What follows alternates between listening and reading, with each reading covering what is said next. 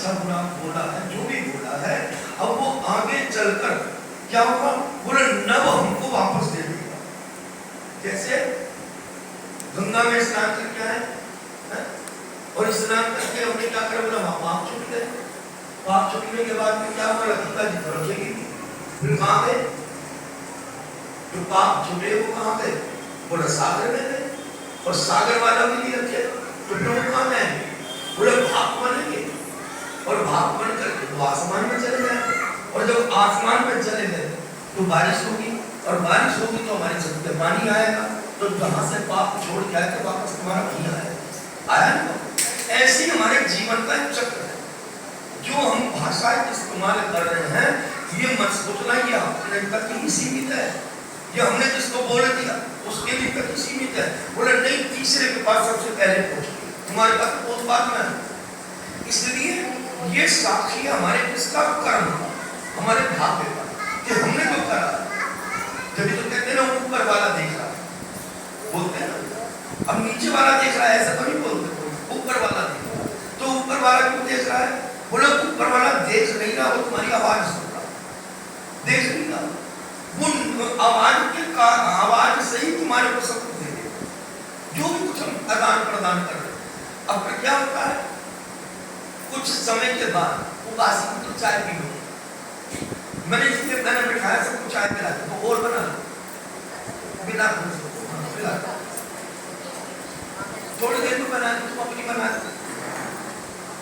कुल मिला, अरे मैं भी चाय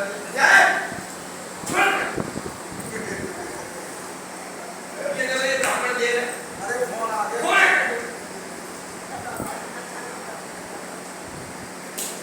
तो क्या समझे इसमें, महाराज गलत तो नहीं है, सच्चाई है, जरा बता दे। यानी कि इससे पहले हमारा साक्षी बना कर्म का कौन, कुल मिला के कर्म के ऊपर बात है, भाग्य के ऊपर, जिसके ऊपर आप कहते हो।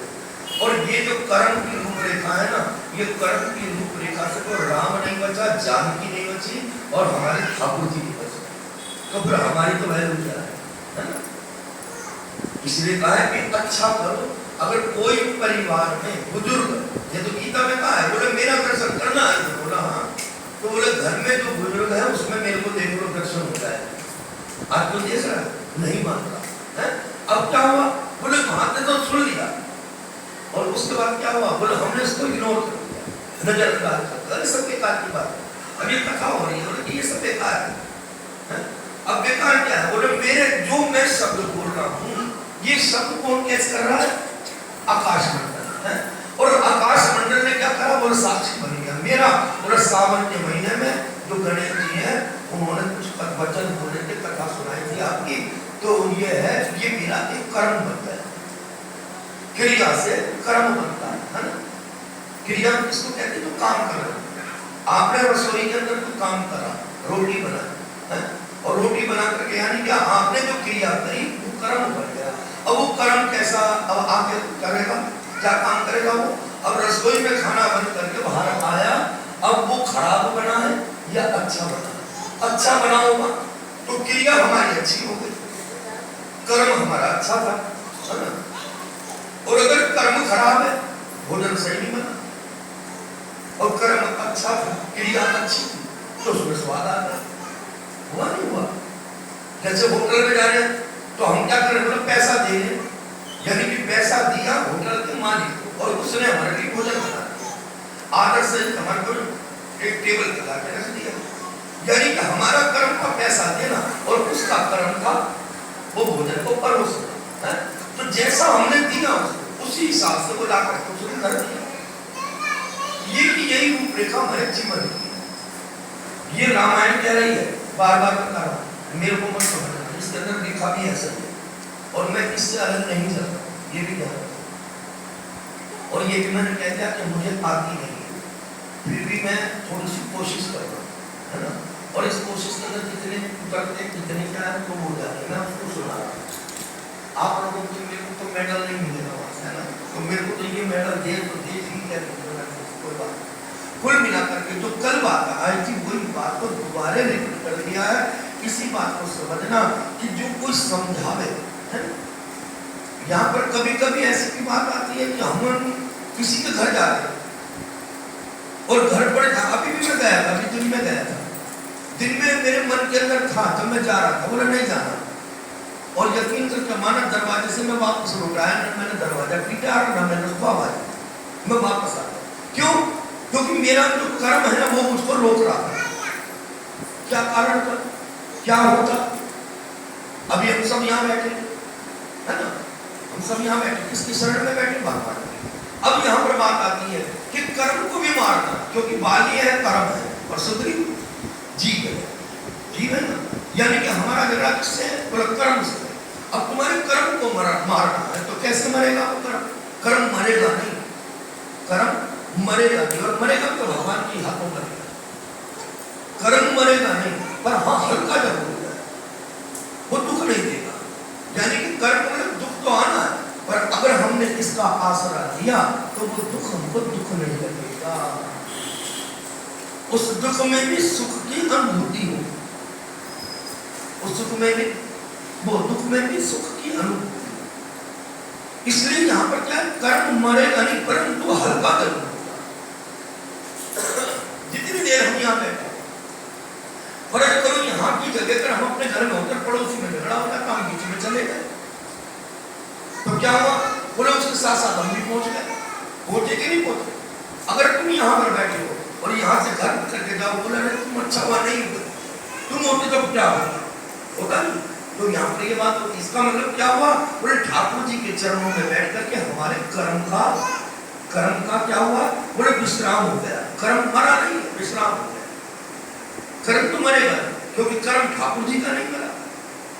जरा नाम का व्याध आया ना, और भगवान ने क्या कहा? बोला तेरे कर्जा बाकी, और उसी कर्जे को मैं अदा करने के लिए हम तो मैं चला गया। तो ये सब हमारा कर्म है। जितने भी कर्म पूरा हो गया उसी दिन पर भी कहेगा, अगल बगल वाले भी कहेगा, घर परिवार भी कहेगा, कुटुंब भी कहेगा, जब उठाओ तो फोन कर देगा, होगा नहीं होगा? जिस दिन कर्म खत्म हो गया फिर देर नहीं लगेगी। इसीलिए उन्होंने कहा, बोले कि विश्राम देकर के, कल भी बताया था। अब क्या करना है? बोले सती प्राश्चित की अग्नि में है, और प्राश्चित की अग्नि के अंदर जल करके इस व्यक्ति को अकल आ गई कि जो गुनाह हुआ अब वो दोबारा ना। ये कल भी बताया था, है ना? ये दोबारा मैं यूं रिपीट कर रहा हूँ, बाहर से तो आया नहीं, और ठंडी चमड़ी तुमने देनी नहीं। ये है ना, पैसे के चक्कर में हंसती है।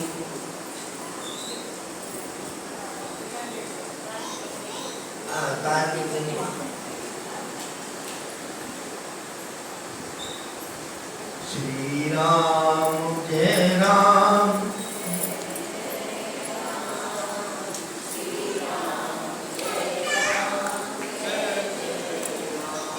श्री राम जय राम, जय जय राम, श्री राम जय राम।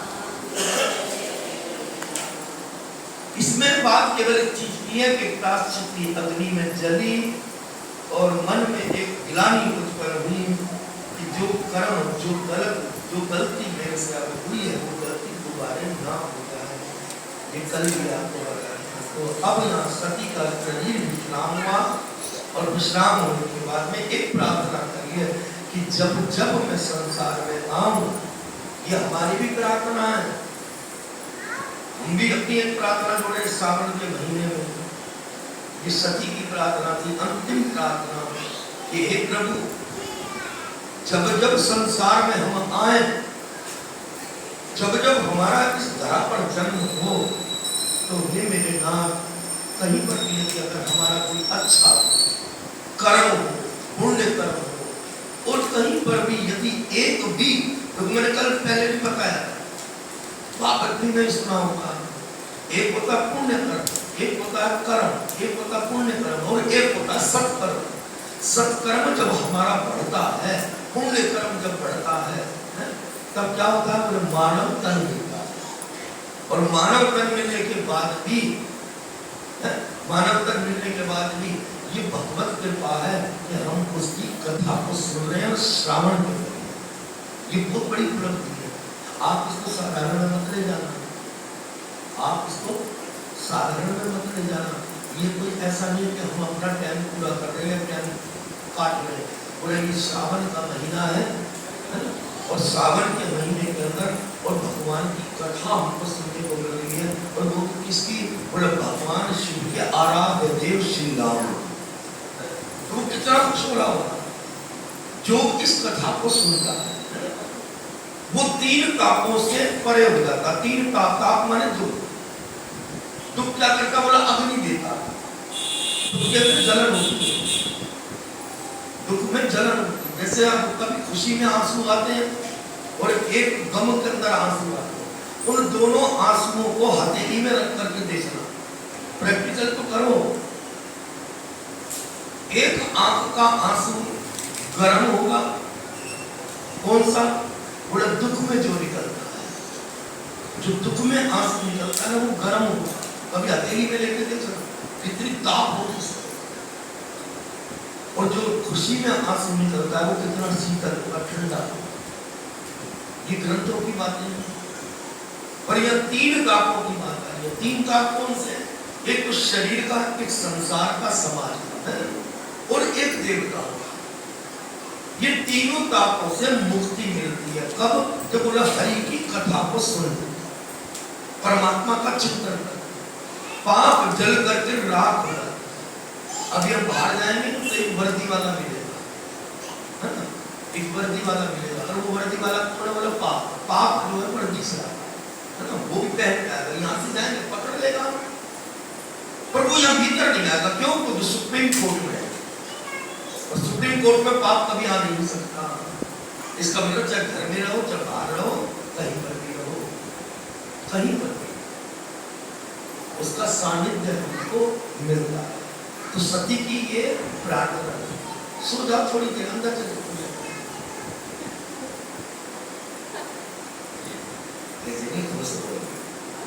सो जाओ। मुझे मालूम, मुझे अभी वहां से उठ के आ रही हो, अच्छा लगा, सोए तो हो गए, है ना? तो वो नींद यहाँ है।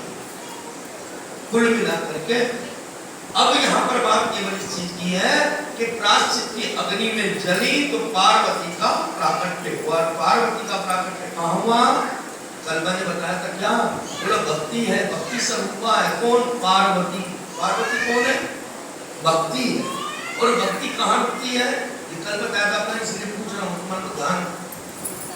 भक्ति कहाँ रुकती है? स्थिरता में।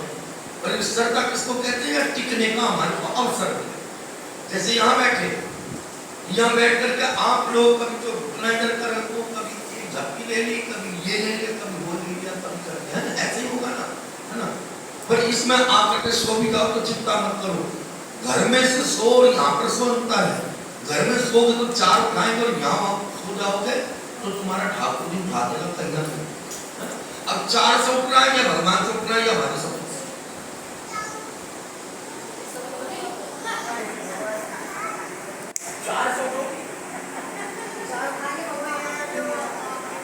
अब भक्ति रुकती है स्थिरता। अब स्थिरता कहाँ है? बोले पहाड़ में। पहाड़ चारों युग बीत गए, वो न प्रकट से मस्त अपने स्थान पर रुका रहा। बस फर्क इतना ही है, हम अपने स्थान पर नहीं, हम एक जगह टिकी हुए। एक जमादार था, झाड़ू लगा करके, मैं इसलिए यहीं बैठा। जल्दी हो तो कहीं मत्था टेक लेना, प्रसाद जरूर ले जाना, है ना? ऐसी बात है। इस तरह घर आपने तरह समय दिया, आपने लोगों का आपका भाई, आप लोगों के ऊपर भगवान मतलब आपका एहसान मान के चलता है, ठीक है ना? तो परमात्मा भी कह रहा है कि मैं तुम्हारा कर्जदार बन गया, कम से कम तुमने अपनी नींद का त्याग करके यहाँ आकर 2 घड़ी बैठ गए, ठीक है ना? भगवान भी तुम्हारा कर्जदार बन गया। तो कुल मिलाकर जिसको जरा सा कोई जल्दी हो, जाना हो, तो ऐसी बात नहीं है। तो अपना मत्था टेकना, हाथ जोड़ना, प्रसाद जरूर लेना, प्रसाद क्यों मत। अब इस तरह का जब है, अब हमारी एक जमादार था, वो झाड़ू लगा रहा, एक व्यक्ति नौकरी पे जाने के लिए निकला। अब जैसे वो झाड़ू लगा रहा था तो वो व्यक्ति निकल रहा था। अब जब इधर से निकले तो इधर सफाई, इधर से निकले तो उधर सफाई। तो वो व्यक्ति बोला, अरे भैया जरा निकलने दे। तो वो जमादार कहता है निकली ना, तू ही जो एक तरफ होगा। समझदार था वो व्यक्ति, उसने उसी समय उस जमादार के चरणों को पकड़ लिया कि मुझे गुरु मिल जाए। और गुरु क्या कहता है कि तुम एक तरफा हो जाओ, या तो संसार के बन जाओ या परमात्मा के बन जाओ। अब ये भी नहीं है कि परिवार छोड़ करके यहीं पर टिके रहो, ऐसा नहीं है। कर से कर्म करहूं विधि नाना, और मन राखो जहां कृपा निधाना। कर्म करो, कोई भी करो, पर उसमें करो, उसको साथ लेके करो कि प्रभु ये जो भोजन की थाली भी आई है ना, ये मैं नहीं खा रहा, ये मेरा परमात्मा है। रात को जो मैं सोऊं ना, तो ऐसा महसूस करके सोना कि हे प्रभु मैं सो नहीं रहा, मैं तुमको दंडवत प्रणाम कर। ये मन के अंदर बात। अब ये बताओ कि घर में आप जाने थाली आई और हाथ जोड़ लिए, भगवान को जरा सा कहते हैं प्रभु आप खा, तो उसमें पैसा लग रहा है, तो मेहनत लग रही। इतना कहने में भी हमको बड़ा जोर पड़ रहा है। तो बताओ फिर आगे क्या ये मानव तन होगा? अभी कल बताया था ना, मानव तो बने पर मानव का चाहिए। इन कथाओं को सुनते सुनते सुनते सुनते पूरा जीवन बीत गया। कोई कहता है कि आज हमने इतना टाइम हो गया, इतना टाइम। मैंने पहले भी कहा, बोले इतने समय के बाद में हमारे भीतर क्या बदलाव आया? इतनी पूजा करी, इतना पाठ करा, इतना सत्संग सुना, इतनी राम कथा सुनी, इतनी भागवत सुनी, इतने तीर्थ करे, इतनी यात्राएं करी, इतने गंगा नहाए, क्या असर हुआ उसका? कुछ असर हुआ क्या? अगर असर ही नहीं हुआ तो बेकार है। अब यहाँ पर प्रायश्चित हुआ तो क्या हुआ? बोले भक्ति कहती है कि मैं स्थिरता में हूँ, मैं जो डामाडोल रहता ना व्यक्ति, वहां उसके साथ नहीं। आज हनुमान जी को पूजो, कल उसको पूजो, परसों चौराया पूजो, नरसिंह सिंह देवी पूजो। एक देवी रोज प्रकट हो रही, एक देवी रोज प्रकट, एक देवता कलिकाल के अंदर रोज प्रकट हो रहा है, नहीं हो रहा? हो रहा है, नहीं हो रहा? एक देवता एक देवी रोज प्रकट। अब यहाँ पर क्या है? बोले किसी दिन ये तो गीता को पढ़ो तो उसके अंदर भी 8 अध्याय के अंदर पढ़ो, अर्जुन को क्या कहा है कि हे अर्जुन जिसको भी प्रणाम किया वो प्रणाम मेरी ओर आता है। तो मैं 10 को क्यों पकड़ूं? मैं 10 को क्यों? एक सेठ जी थे कंपनी का मालिक, जो भी लेबर आती हो कहते राम राम, तो वो कहता है, वो राम राम का जवाब नहीं देता था, वो कहता है ठीक है मैं क्या दूंगा। अब एक दिन उन्होंने पूछ लिया परेशान होकर के कि महाराज एक हम तो राम राम कर रहे, तुम कहोगे कह दूंगा तो किससे कहोगे? तो वो अपने ऑफिस में ले गया और ले जाकर अपनी तिजोरी खोल के दिखाई कि राम राम तुम मुझको नहीं बोल रहे, राम राम तुम मुझको नहीं बोल रहे, तो किसको बोलते हो? बोले कोई तिजोरी में पड़ा है ना, तुम इसको राम राम, है ना? तो वही है जो तिजोरी में बैठा है, किसी को भी प्रणाम। तो भागवत में पहले ही उसके अंदर तो महात्म में आते एक बात को कि प्रणाम हम किसको करें? सूत जी महाराज के जो उत्तर है, यानी कि सोनक ऋषि प्रश्न पूछ रहे, उन्होंने 6 प्रश्न पूछे और 6 में से है तो सारे मुख्य हैं, पर एक बात है, बोले कि इतने देवी देवता है तो हम किसके अंदर किसको प्रणाम करें, किसको सींचे? तो सूत जी का एक जवाब था कि ये याद रखना, पेड़ों के पत्तों के ऊपर पानी डालने से कभी पेड़ हरा नहीं होता। होता है आप करके देख लीजिए, एक लोटा पेड़ के ऊपर पत्तों पे पड़े छिड़को पानी, सूख जाएगा, हरा नहीं होगा, सींचना जड़ को ही पड़ेगा। तो जड़ कौन है? बोला तुम्हारा बाकी दिया है, वो जड़ कौन है? बोले जिनकी तुम कथा सुन रहे हो, ये श्री राम की जड़, और हम कौन है? बोले हम उसके पत्ते हैं। बोले जितना जड़ को सींचेंगे पत्ते हरे हो जाएंगे, और जो जड़ को नहीं सींचोगे तो सूखोगे। क्या होगा? ये पैसा नहीं पूरा जी तो अपनी घी लगा दो, बस सब काट रहे भगवान, अब तो उठा ले कर देना। क्यों? क्योंकि वो सूख रहा है, इसलिए वो आवाज नहीं कर रही। सूखे पत्ते के अंदर, वो सूखे पेड़ के अंदर से पत्ते नीचे टपकते हैं, ऊपर नहीं लगते, नीचे आते हैं, तो वो पत्ते क्या करें? इससे बढ़िया तो ये भैया हमारे को मौत आ जाए, हम इस पेड़ पर रुके ही ना, लटके रक्षा हमारी है।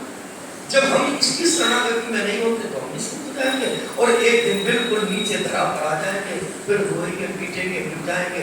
अब ग्रह को देखो, अब गोचर देखो, अब राहु की दशा, अब केतु की दशा, होगा नहीं। मेरी बात का अच्छी मूल में तो यही है, ऐसी बात है, मूल में तो यही। और ब्राह्मण की जीवनी भी इसी से है, कोई ऐसी बात है।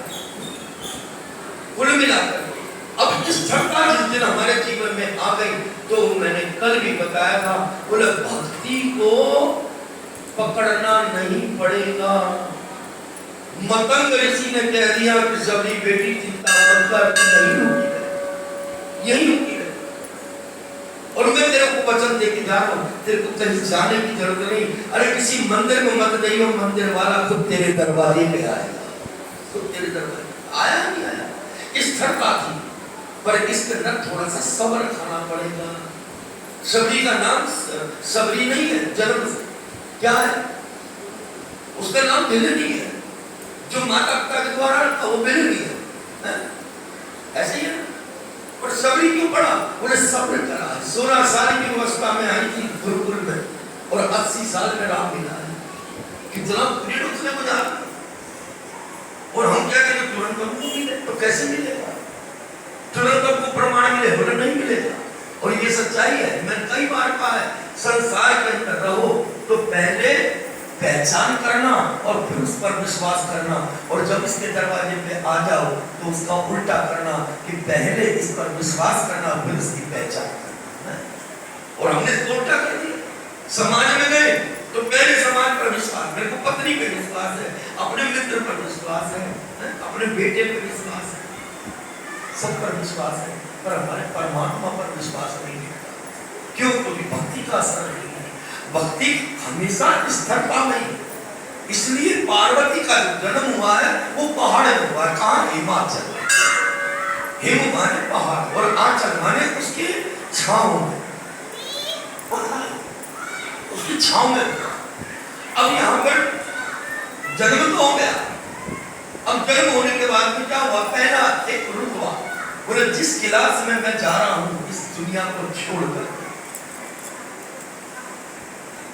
मैंने कई बार इस बात को कहा कि जैसे हम इस कार्य में लग रहे हैं, धर्म के कार्य, और जैसे इस धर्म के कार्य में लगे लगे अगर प्राण पखेरु उड़ भी गए तो ये याद रखना कि दाखिला फिर दोबारा इसी क्लास में ही मिले। कई पलटोगे, चाहे हम शूद्र के घर में क्यों ना हो, चाहे हम किसी और बिरादरी में क्यों ना हो, किसी भी प्रांत में हो, किसी भी देश में हो, कहीं पर भी हो, पर भक्ति का बीज कभी हटता नहीं है। वो दिनों दिन बढ़ेगा, दिनों दिन बढ़ेगा, वो बीज कभी कटेगा नहीं। और इसके अंदर भी एक बात है, जो भुना हुआ बीज होता है ना, और उसको खेत में डालो तो कभी उपज नहीं होती है। भुना हुआ बीज अगर खेत में डाल दे तो खेती होगी क्या? एक माह में होती है, एक माह में नहीं होती ना, होती है। भुना हुआ बीज डालते है ना, और भुना हुआ बीज डालने से खेती हो तो भूल जाना, वहां ठंडी का भी आनंद नहीं निकलेगा। ऐसा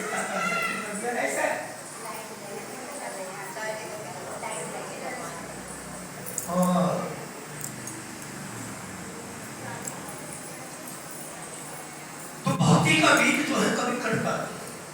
3 जन्मों की गाथा है जड़वंत जी महाराज की, परंतु बीज वहीं का बन आया।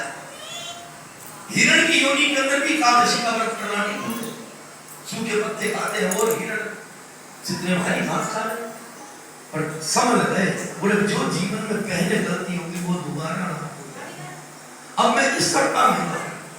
अब पार्वती जी का जन्म हुआ और उनका जो है बचपन कैसा, जन्म लेने के बाद थोड़ी सी बड़ी हुई तो एक ही शब्द निकलता, बोलती किसी से भी नहीं है।